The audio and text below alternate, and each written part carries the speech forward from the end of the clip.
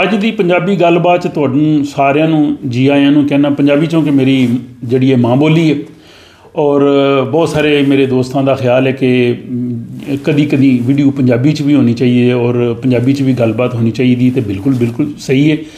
ਯਾਨੀ ਜਿਹੜੀ ਜ਼ਬਾਨ ਬੰਦੇ ਨੇ ਆਪਣੇ ਨਿੱਕਿਆਂ ਹੁੰਦਿਆਂ ਤੋਂ ਬੋਲੀ ਹੋਏ ਉਹ ਇਨਸਾਨ ਦੇ ਜਿਹੜੇ ਨਾ ਉਹ ਦਿਲੋਂ ਦਿਮਾਗ ਦੇ ਵਿੱਚ ਹੁੰਦੀ ਔਰ ਉਸ ਜ਼ਬਾਨ 'ਚ ਬੰਦਾ ਜ਼ਿਆਦਾ ਬਿਹਤਰ ਤੌਰ 'ਤੇ ਆਪਣੀ ਗੱਲਬਾਤ ਕਹਿ ਸਕਦਾ ਔਰ ਕਹਿਣੀ ਵੀ ਚਾਹੀਦੀ ਹੈ। ਔਰ ਹਰ ਜਿਹੜੀ ਵੀ ਮਾਂ ਬੋਲੀ ਹੈ ਉਹਦੀ ਆਪਣੀ ਆਪਣੀ ਜਗ੍ਹਾ ਬੜੀ ਅਹਿਮੀਅਤ ਹੈ। ਅਤੇ ਇਸ ਹਵਾਲੇ ਨਾਲ ਮੈਂ ਅੱਜ ਦੀ ਗੱਲਬਾਤ ਦੇ ਵਿੱਚ ਚਾਹਾਂਗਾ ਕਿ ਸਾਡੀ ਜਿਹੜੀ ਪੰਜਾਬੀ ਸ਼ਾਇਰੀ ਹੈ ਉਹਦੇ ਵਿੱਚ ਰਸੂਲ ਪਾਕ ਸੱਲੱਲਾਹੁ ਅਲੈਹਿ ਵਸੱਲਮ ਦੀ ਜਿਹੜੀ ਹੈ ਉਹ ਸਿਫਤੋ ਸਨਾ ਬੜੀ ਚੰਗੀ ਤਰ੍ਹਾਂ ਬਿਆਨ ਕੀਤੀ ਗਈ ਹੈ। ਔਰ ਇਹ ਮਹੀਨਾ ਵੀ ਰਬੀਉਲ ਅੱਵਲ ਦਾ ਜਾ ਰਿਹਾ ਅਤੇ ਬਹੁਤ ਸਾਰੇ ਦੋਸਤਾਂ ਦੀ ਖਾਹਿਸ਼ ਸੀ ਔਰ ਮੇਰੀ ਵੀ ਆਪਣੀ ਮੈਂ ਚੂੰਕਿ ਇਸ ਚੀਜ਼ ਨੂੰ ਪੜ੍ਹਿਆ ਅਤੇ ਮੈਨੂੰ ਚੰਦ ਇੱਕ ਸਾਡੇ ਸ਼ਾਇਰ ਨੇ ਪੰਜਾਬੀ ਦੇ ਜਿਨ੍ਹਾਂ ਦੇ ਚੰਦ ਸ਼ੇਰ ਨੇ ਉਹ ਬੜੇ ਚੰਗੇ ਲੱਗੇ ਔਰ ਉਹਨਾਂ 'ਚ ਸਾਰਿਆਂ ਤੋਂ ਪਹਿਲੇ ਮੀਆਂ ਮੁਹੰਮਦ ਬਖਸ਼ ਸਾਹਿਬ ਜਿਨ੍ਹਾਂ ਨੇ ਸੈਫੁਲ ਮਲੂਕ ਲਿਖੀ ਹੈ ਔਰ ਜਿਹੜੇ ਖੜੀ ਸ਼ਰੀਫ ਜ਼ਿਲ੍ਹਾ ਮੀਰਪੁਰ ਆਜ਼ਾਦ ਕਸ਼ਮੀਰ 'ਚ ਜਿਨ੍ਹਾਂ ਦਾ ਰੋਜ਼ਾ ਬੜੀ ਦੁਨੀਆ ਉੱਥੇ ਜਾਂਦੀ ਹੈ ਉਹ ਬੜੀ ਪਿਆਰੀ ਕਿਤਾਬ ਉਹਨਾਂ ਸੈਫੁਲ ਮਲੂਕ ਲਿਖੀ ਔਰ ਉਹਦੇ ਜਿਹੜੀ ਉਹਨਾਂ ਨਾਤ ਲਿਖੀ ਹੈ ਉਹ ਕਿਆ ਕਮਾਲ ਉਹਨਾਂ ਲਿਖੀ ਹੈ। ਉਹ ਕਹਿੰਦੇ ਨੇ ਵਾਹ ਕਰੀਮ ਉਮਤ ਦਾ ਵਾਲੀ ਮਹਿਰੇ ਸ਼ਫਾਤ ਕਰਦਾ ਜਿਬਰਾਈਲ ਜੇ ਜਿਸ ਚਾਕਰ ਨਬੀਆਂ ਦਾ ਅਸਰ ਕਰਦਾ ਉਹ ਮਹਿਬੂਬ ਹਬੀਬ ਰਬਾਨਾ ਹਾਮੀ ਰੋਜ਼ ਹਸ਼ਰ ਦਾ ਆਪ ਯਤੀਮਾਂ ਤਾਈਂ ਹੱਥ ਸਿਰੇ ਪਰ ਰੱਖਦਾ ਜੇ ਲਖਵਾਰੀ ਇਤਰ ਗੁਲਾਬੋਂ ਤੋਈਏ ਨਿਤ ਜ਼ਬਾਨਾ ਨਾਮ ਉਹਨਾਂ ਦੇ ਲਾਇਕ ਨਾਹੀਂ ਕੀ ਕਲਮੇ ਦਾ ਕਾਨਾ ਮੂਸਾ ਖਿਜ਼ਰ ਨਕੀਬ ਉਹਨਾਂ ਦੇ ਅੱਗੇ ਭੱਜਣ ਰਾਹੀ ਉਹ ਸੁਲਤਾਨ ਵਾਲੀ ਮੁਰਸਲ ਹੋਰ ਸਿਪਾਹੀ। ਅਤੇ ਬੜੇ ਮੈਂ ਕਹਿੰਦਾ ਮੁਹੱਬਤ ਨਾਲ ਔਰ ਬੜੇ ਬਿਹਤਰੀਨ ਅੰਦਾਜ਼ ਨਾਲ ਮੀਆਂ ਮੁਹੰਮਦ ਬਖਸ਼ ਸਾਹਿਬ ਨੇ ਨਾਤ ਲਿਖੀ ਕਾਫੀ ਲੰਬੀ ਨਾਤ ਹੈ ਔਰ ਵਾਕਈ ਨੂੰ ਪੜ੍ਹਨ ਦਾ ਜਿਹੜਾ ਨਾ ਉਹ ਸਰੂਰ ਆ ਜਾਂਦਾ। ਫਿਰ ਇੱਕ ਹੋਰ ਮੁਹੰਮਦ ਅਲੀ ਜ਼ਹੂਰੀ ਸਾਹਿਬ ਉਹਨਾਂ ਦੀਆਂ ਨਾਤਾਂ ਤੁਸੀਂ ਸੁਣੀਆਂ ਹੋਣਗੀਆਂ ਉਹਨਾਂ ਦਾ ਬੜਾ ਪਿਆਰਾ ਸ਼ੇਰ ਹੈ ਰਬੀਉਲ ਅੱਵਲ ਦੇ ਹਵਾਲੇ 'ਚ ਹਜ਼ੂਰ ਸੱਲੱਲਾਹੁ ਅਲੈਹਿ ਵਸੱਲਮ ਜਦੋਂ ਦੁਨੀਆ 'ਤੇ ਆਏ ਉਹਨਾਂ ਦੇ ਹਵਾਲੇ 'ਚ ਉਹ ਕਹਿੰਦੇ ਨੇ ਕਿ ਇਹ ਕੌਣ ਆਇਆ ਜਿਹਦੇ ਆਇਆਂ ਬਹਾਰਾਂ ਮੁਸਕਰਾ ਪਈਆਂ ਇਹ ਕੌਣ ਆਇਆ ਜਿਹਦੇ ਆਇਆਂ ਬਹਾਰਾਂ ਮੁਸਕਰਾ ਪਈਆਂ ਖਿੜੇ ਨੇ ਫੁੱਲ ਅਤੇ ਕਲੀਆਂ ਹਜ਼ਾਰਾਂ ਮੁਸਕਰਾ ਪਈਆਂ। ਬੜੇ ਪਿਆਰ ਨਾਲ ਬੜੀ ਮੁਹੱਬਤ ਨਾਲ ਉਹਨਾਂ ਤਸ਼ਬੀਹ ਦਿੱਤੀ। ਫਿਰ ਅਬਦੁਲਸਤਾਰ ਨਿਆਜ਼ੀ ਸਾਹਿਬ ਉਹਨਾਂ ਦੀਆਂ ਨਾਤਾਂ ਵੀ ਜਿਹੜੀਆਂ ਨੇ ਉਹ ਬੜੀਆਂ ਤੁਸੀਂ ਸੁਣੀਆਂ ਹੋਣਗੀਆਂ ਉਹਨਾਂ ਦਾ ਸ਼ੇਰ ਸੁਣੋ ਯਾ ਮੁਸਤਫਾ ਖੈਰੁਲ ਵਰਾ ਤੇਰੇ ਜਿਹਾ ਕੋਈ ਨਹੀਂ ਕਿਹਨੂੰ ਕਵਾਂ ਤੇਰੇ ਜਿਹਾ ਕੋਈ ਨਹੀਂ। ਤਾਂ ਬੜਾ ਉਹਨਾਂ ਨੇ ਹਜ਼ੂਰ ਸੱਲੱਲਾਹੁ ਅਲੈਹਿ ਵਸੱਲਮ ਦੀ ਸ਼ਾਨ ਕਿਸ ਤਰ੍ਹਾਂ ਬਿਆਨ ਕੀਤੀ।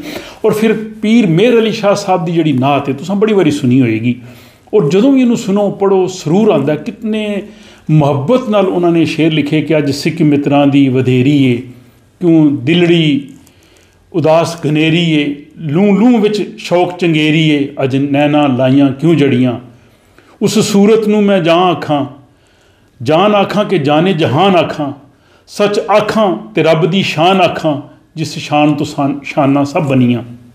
ਔਰ ਫਿਰ ਅੱਗੇ ਜਾ ਕੇ ਉਹ ਕੀ ਲਿਖਦੇ ਨੇ ਮੁੱਖ ਚੰਦ ਬਦਰ ਸ਼ਾਸ਼ਾਨੀ ਏ ਮੱਥੇ ਚਮਕਦੀ ਲਾਟ ਨੂਰਾਨੀ ਏ ਕਾਲੀ ਜ਼ੁਲਫ ਤੇ ਅੱਖ ਮਸਤਾਨੀ ਏ ਮਖਮੂਰ ਅੱਖੀਆਂ ਹਨ ਮਦਭਰੀਆਂ। ਤੁਸੀਂ ਦੇਖੋ ਕਿ ਉਹਨਾਂ ਨੇ ਤਸ਼ਬੀਹਾਂ ਇਸਤਾਰੇ ਕਿੰਨੇ ਖੂਬਸੂਰਤ ਬਿਆਨ ਕੀਤੇ ਨੇ ਔਰ ਇਸ ਨਾਤ ਦੇ ਵਿੱਚ ਪੰਜਾਬੀ ਦੀ ਨਾਤ ਹੈ ਲੇਕਿਨ ਪੰਜਾਬੀ ਦੀ ਨਾਤ 'ਚ ਉਹਨਾਂ ਨੇ ਅਰਬੀ ਔਰ ਫਾਰਸੀ ਦੇ ਲਫ਼ਜ਼ ਇਸ ਤਰ੍ਹਾਂ ਇਸ ਨਾਤ 'ਚ ਪਰੋਏ ਨੇ ਕਿ ਪਤਾ ਲੱਗਦਾ ਉਹ ਪੰਜਾਬੀ ਦੇ ਲਫ਼ਜ਼ ਹੀ ਨੇ ਲੇਕਿਨ ਹੈ ਉਹ ਜਿਹੜੇ ਨੇ ਜਿਸ ਤਰ੍ਹਾਂ ਸ਼ਾਸ਼ਾਨੀ ਲਫ਼ਜ਼ ਹੈ ਔਰ ਜਿਹੜੇ ਦੂਜੇ ਉਹਨਾਂ ਲਫ਼ਜ਼ ਇਸਤੇਮਾਲ ਕੀਤੇ ਨੇ ਉਹ ਅਰਬੀ ਦੇ ਔਰ ਫਾਰਸੀ ਦੇ ਨੇ। ਔਰ ਅੱਗੇ ਜਾ ਕੇ ਦੇਖੋ ਸੁਬਹਾਨ ਅੱਲਾ ਮਾ ਅਜਮਲਾ ਕਾ ਮਾ ਹਸਨ ਕਾ ਮਾ ਅਕਮਲ ਕਾ ਕਿੱਥੇ ਮਿਹਰ ਅਲੀ ਕਿੱਥੇ ਤੇਰੀ ਸਨਾ ਗੁਸਤਾਖ ਅੱਖੀ ਕਿੱਥੇ ਜਾ ਅੜੀਆਂ।